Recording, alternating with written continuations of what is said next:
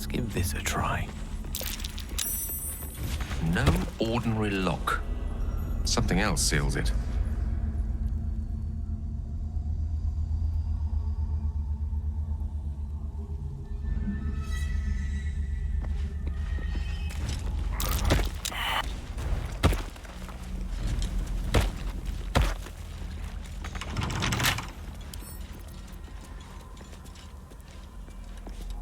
I don't think this is strictly legal.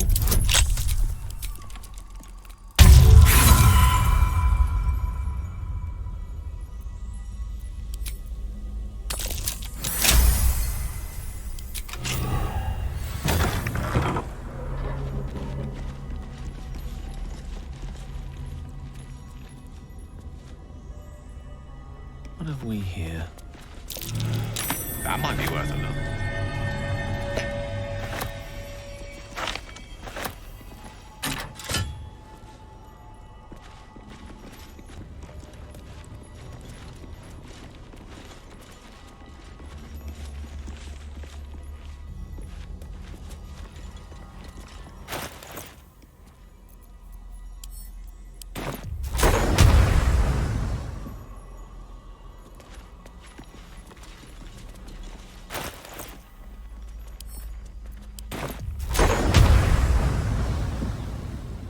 Odwędny!